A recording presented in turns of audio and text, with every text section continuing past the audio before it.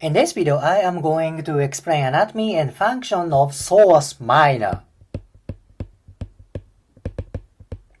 Wait a minute, did I say psoas minor? Yes, I did.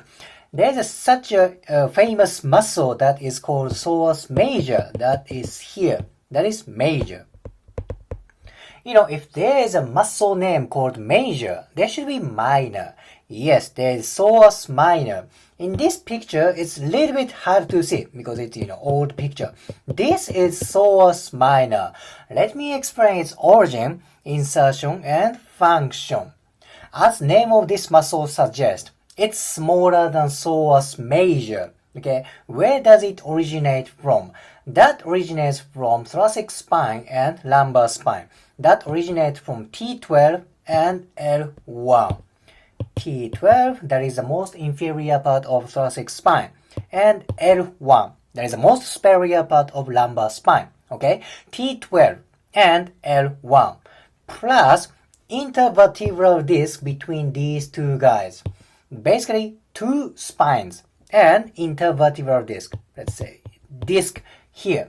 This is origin. This is origin of psoas minor. Where's insertion?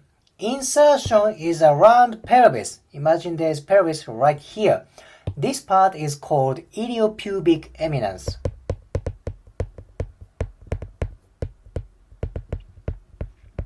Iliopubic eminence. That means this attaches to pelvis. This is big difference between psoas major and psoas minor. Do you remember? Psoas major attaches to lesser trochanter. That is part of femur.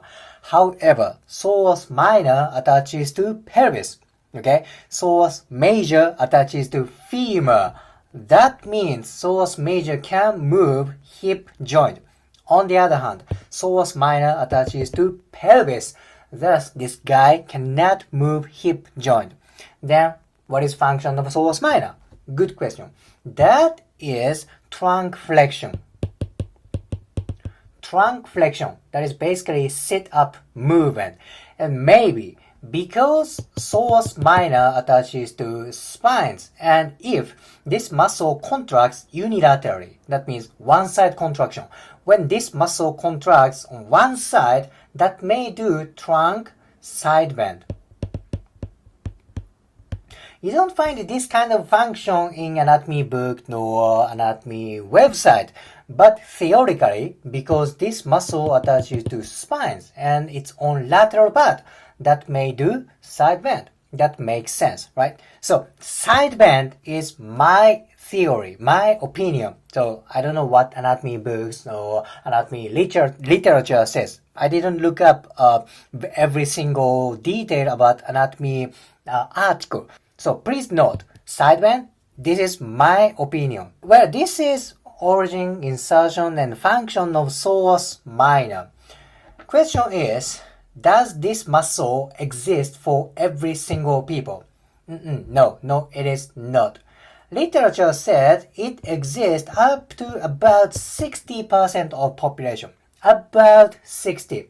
Well, depends on, anatomy dissection literature, maybe it's 50% and up to 67%. That may depend on the anatomy dissection, cadaver dissection, and depends on anatomy literature. Basically, half of population or up to 2/3 of population have this muscle. And can I distinguish these two muscles? Can I differentiate for palpation for these two muscles?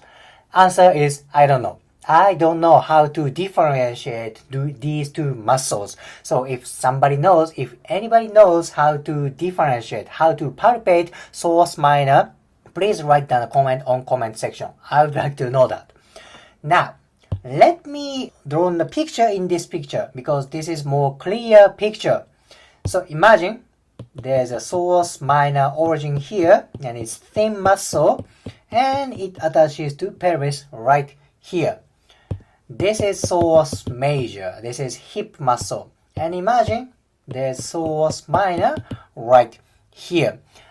This is still minor muscle. However, it is good to know the minor anatomy because every single structure in body is necessary. It is important structure. There is no such a waste, unnecessary structure in human body. Well, maybe there is, but I believe there is a reason to be there. If you liked today's video, please hit the like button, comment, and subscribe. See you next video.